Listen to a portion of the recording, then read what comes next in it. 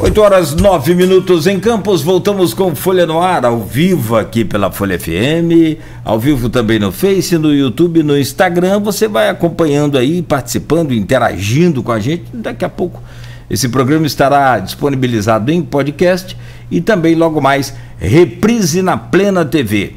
No oferecimento de Proteus, Unimed Campos, Laboratórios Plínio Bacelar Vacina e o apoio de Green Energia Solar. Voltamos com o nosso convidado de hoje, o Vitor Peixoto, que é cientista, político e professor da UENF. Arnaldo, você tinha deixado um gancho aí no bloco anterior. Para quem está chegando agora, vou pedir a você a gentileza de refazer essa pergunta, reformular ou refazer a pergunta só para que o Vitor possa então responder. Vamos resumindo, Vitor, voto útil, né? Já se discute muito, Ciro tem questionado muito essa questão do voto útil. E pegando uma análise sua, eu lembrei que em 2018 a Marina, por exemplo, saiu muito menor do que era, né? Candidata grande de 2014, de quase beliscar ali o segundo turno, saiu com 1 milhão de votos. Há esse risco, de novo, no seu ponto de vista, do voto útil deixar um candidato menor do que ele realmente é nessa polarização entre Lula e Bolsonaro? Arnaldo, eu acho que já aconteceu, né, em realidade. Para ser sincero, essas eleições começaram no primeiro dia que Bolsonaro assumiu a presidência, né? Bolsonaro continuou fazendo muitas campanhas, mobilizando o tempo inteiro, muito mais no aspecto eleitoral do que de governo. Bolsonaro foi um presidente, né? Ou é um presidente, que ele se preocupa muito mais com as eleições do que com o governo. Isso é patente, né? Nas horas trabalhadas, quem pesquisa isso sabe o quanto que Bolsonaro se dedica mais às eleições, né, à mobilização eleitoral, do que ao próprio governo. Isso antecipou muito as preferências. Quando Lula volta a ficar elegível em 2021, as duas forças se reestabelecem e as eleições de 2018, como bem colocou o Nogueira, não terminaram, né? Elas continuaram dentro de um processo de mobilização, o que, na minha opinião, impediria, em qualquer circunstância, a emergência de uma terceira via. Tanto que o próprio Ciro e, mais tardiamente, a Simone Tebet, mas antes da Simone Tebet ser lançada, já tinha sido cogitado o próprio Moro, o próprio Dória, o próprio Mandetta. Vários nomes já tinham sido testados naquele momento e não conseguiam proeminência. E não conseguiam porque as duas placas tectônicas já estavam ali estabelecidas. Então, na minha opinião, para responder objetivamente a sua pergunta, o voto útil já foi dado, né? Então, nós temos aí o Ciro com entre 5, 6, 7 pontos percentuais nas pesquisas, Simone entre 4 e 5 pontos.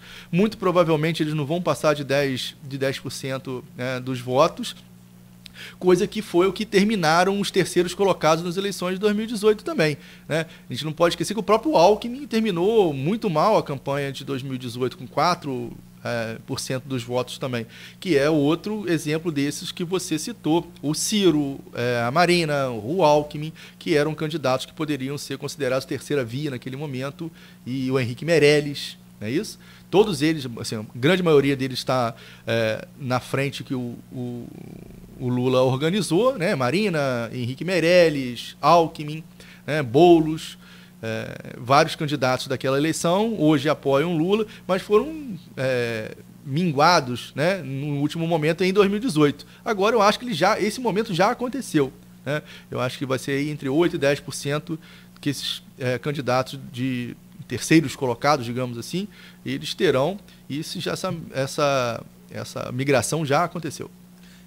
Existe um questionamento em relação à passagem de primeiro para o segundo turno, num cenário em que acontece esse segundo turno, né? As pesquisas, como nós falamos aqui, ainda mostram uma possibilidade, na margem de erro, de liquidação em primeiro turno, mas está dentro da margem de erro. E nós falamos aqui em intervalo de confiança de pesquisas, e dentro do intervalo de confiança tem essa questão da margem de erro. Mas é difícil quem passa para o segundo turno quem passa o segundo turno em segundo virar uma eleição. Você acha que é esse cenário mesmo que as pesquisas mostram que deve se repetir? Por que será que tem essa dificuldade? É o tempo de campanha? Deveria ser um tempo maior? Ou já é a consolidação que vem se arrastando tanto tempo que acaba impedindo uma virada num segundo turno? Eu acho que só vai se prolongar mais uma questão que praticamente está definida entre os dois candidatos. Em comum, alguém que está no exercício do mandato entrar com tanta desvantagem assim para um segundo turno. Essa é a grande inovação dessas eleições. Se tem alguma coisa diferente em 2022, que nós não havíamos experimentado ainda, no curto período que nós temos de eleições democráticas no Brasil pós-88, é exatamente o mandatário, né, o que na ciência política chama de incumbent, né, ele entrar numa disputa de uma forma precária, como Bolsonaro entrou nesse momento, como há 6 meses atrás tinha 25% das intenções de voto, 23%, 25%. Então isso é o incomum dessas eleições. Bolsonaro cresceu, né, cerca de 7 ou 8 pontos, né, nos últimos 6 meses, com aqueles movimentos que a gente falou no primeiro bloco, de saída do Moro, saída do Dória, com vários recursos empregados, né, com mobilização acontecendo nas campanhas, mas ainda assim ele chega com uma rejeição muito alta, né, uma avaliação negativa do governo muito forte, que é inegável, que começou com o tratamento da pandemia. Uhum. Na minha opinião, Bolsonaro perdeu a possibilidade de ter reeleição lá atrás, na forma com que lidou com a pandemia, de negar a ciência, negar a OMS, negar, enfim, as vacinas, e aí foi aquele momento em que ele perdeu um grupo sociológico, que é o grupo das mulheres, principalmente, que é a maioria do eleitorado brasileiro, ele perdeu ali, né, na forma que lidou, e chega muito mal no período eleitoral. É muito difícil fazer uma reversão nesse momento. Como eu disse, as preferências já estão muito consolidadas dentro do eleitorado. Fazer qualquer mudança agora, se acontecer o segundo turno, esse segundo turno, o Lula vai precisar de muito pouco voto para poder ganhar no segundo turno. Qual que é o grande ponto? É que se você tem terceiras forças fortalecidas, digamos assim, você pode tentar migrar os votos dessas terceiras forças por um segundo colocado, e esse segundo colocado conseguir ganhar no segundo turno. O problema é que não tem voto suficiente. O Bolsonaro teria que tirar votos de Lula para poder conseguir ganhar no segundo turno. Então isso é muito mais difícil, você virar um voto do seu adversário, do que tirar votos de outras terceiras forças que não foram para o segundo turno. Campos foi um exemplo. Agora, na eleição passada, por exemplo, o Vladimir faz mais de 40% dos votos, chega quase, né? Não chega a 42%, 43%. Mas no segundo turno a diferença encurta para 5, 6, 7 pontos. 5 pontos, né? Diferença, né, Nogueira? 5 pontos cai. Por quê? Por mais que Vladimir fez uma votação alta no primeiro turno, praticamente ele bateu o teto. E as outras forças, por mais que minguadas, foram para Caio. Então, assim, você vê esse movimento do segundo colocado crescer nesse movimento de votos. Os votos dos outros vão para um só, né? O que não acontece no cenário nacional. Campos também teve uma eleição inusitada em 2020, em que o mandatário não chegou ao segundo turno. Uhum. Então, era uma eleição também completamente diferente daquele padrão que a gente consegue observar, em que os mandatários, né, aqueles que tentam a reeleição, têm uma vantagem muito grande para os seus adversários. Em média, 65%, 66% dos candidatos que tentam a reeleição conseguem se reeleger.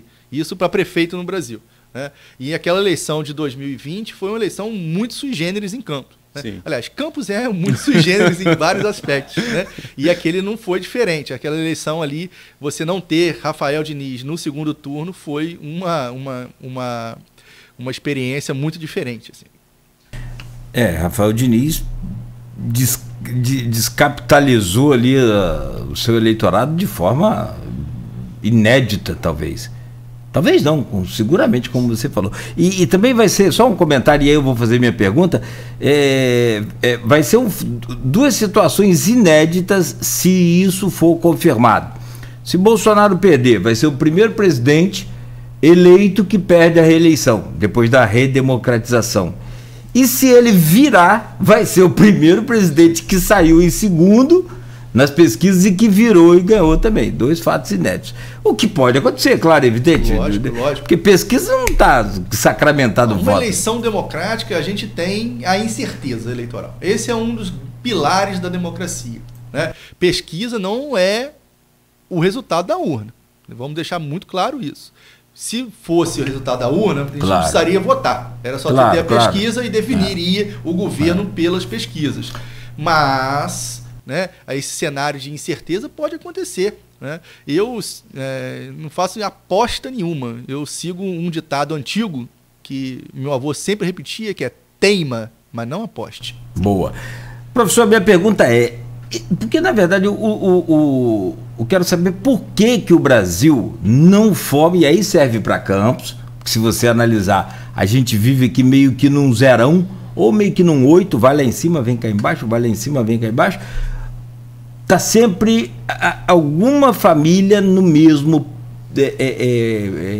disputa de poder. Aqui em Campos, agora, são 3 famílias que 2 têm aí uma polarização muito grande. A gente vai falar sobre isso daqui a pouco. Mas só para fechar essa questão nacional, serve para Campos?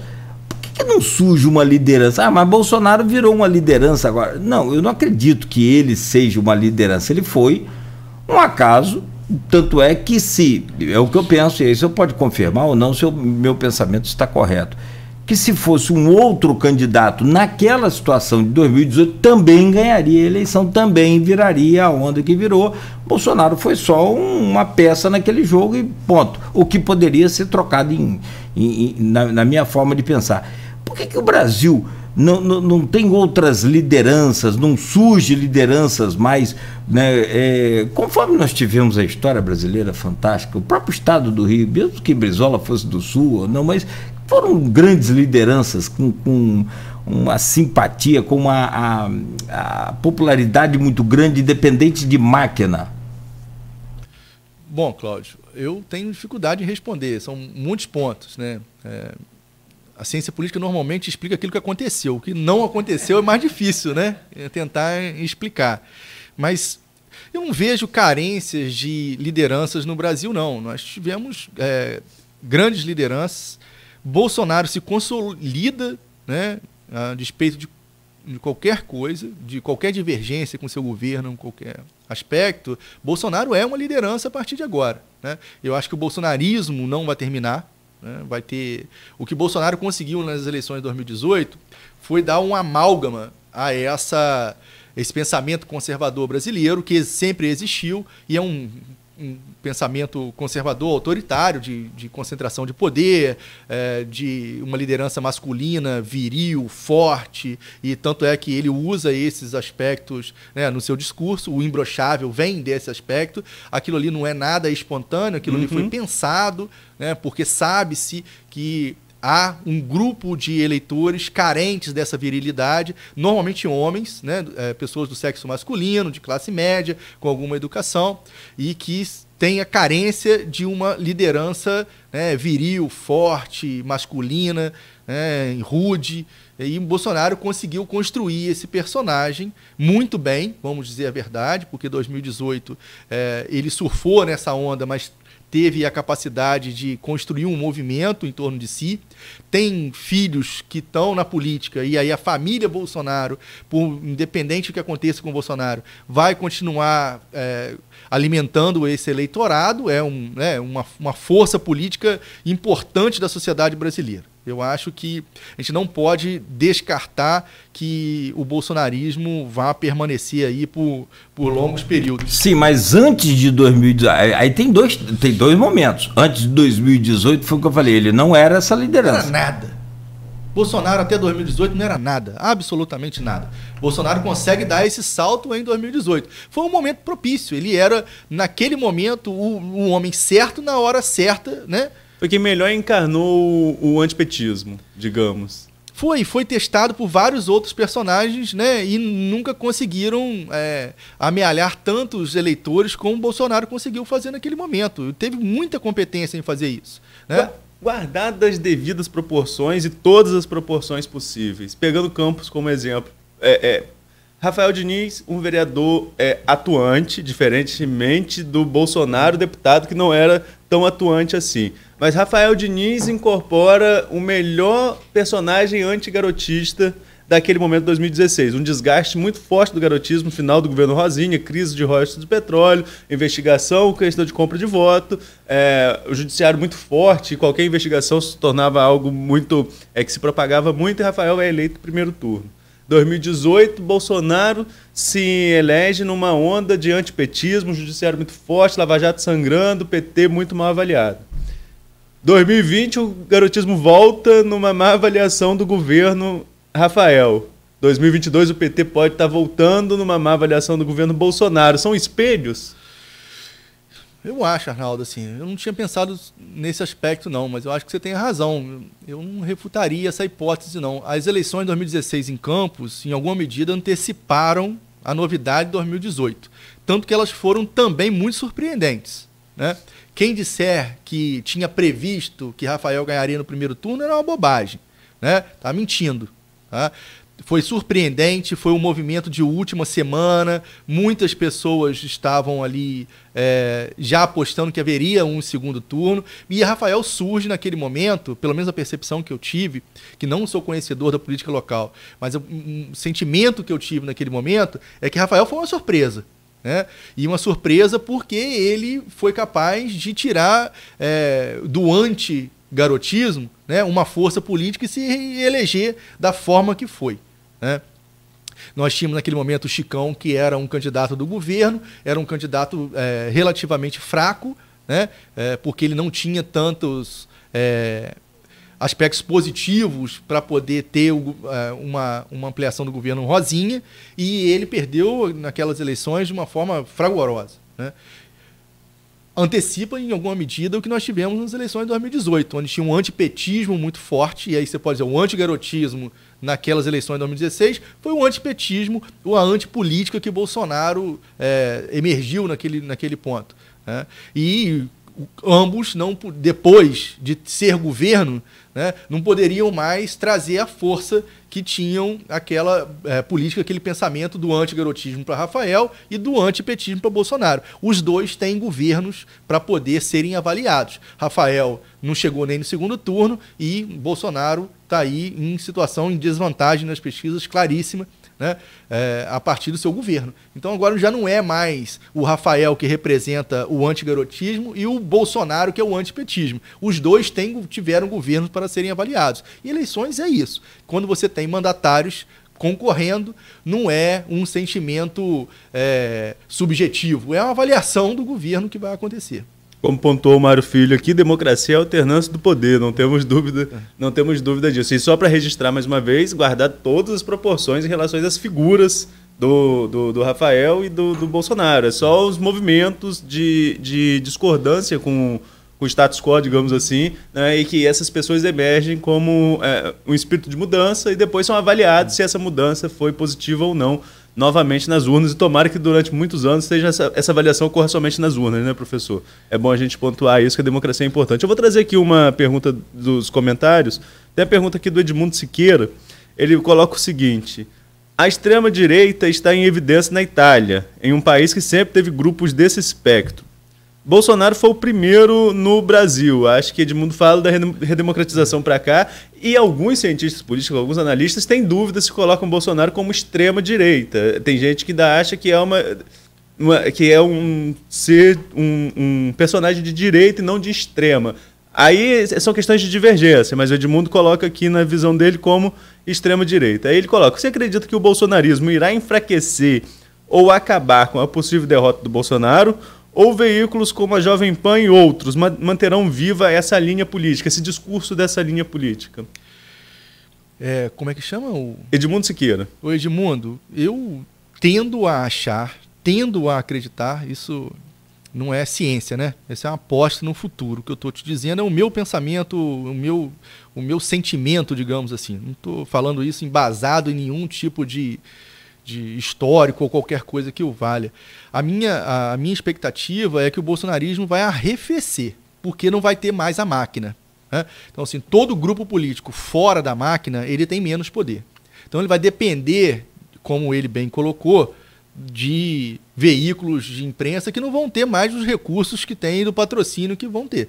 Então, a gente sabe que isso vai tender a arrefecer, a diminuir, mas sumir, desaparecer não vai não, porque o bolsonarismo ele é maior do que Bolsonaro, né? O bolsonarismo está dentro das pessoas. O bolsonarismo é um tipo de pensamento autoritário, conservador, presente no eleitorado, na população brasileira, faz parte da cultura política brasileira, e eu acho que Bolsonaro faz esse amálgama, né? E o bolsonarismo agora se tornou um movimento forte por conta desse amálgama que Bolsonaro deu, e ele tende a arrefecer fora do poder. Você falando em máquina e atração de popularidade, deixa eu te perguntar então uma questão. Eu ouvi ontem alguém dizer, até da campanha do Bolsonaro, em resposta ao que eu vou te perguntar, a pessoa disse o seguinte: não, se não fosse o Auxílio Brasil lá na pandemia, e se não fosse agora aquele auxílio emergencial, perdão, e se não fosse agora o Auxílio Brasil, Bolsonaro não tinha nem os 20%. Você acredita que ele conseguiu já angariar novos eleitores, ou manter, ou criar aí novas oportunidades de entrar nas famílias de classe mais pobre, onde o Lula domina, com esse Auxílio Brasil, que aí tem o auxílio taxista, fala Pix também, né? Tem vários nomes.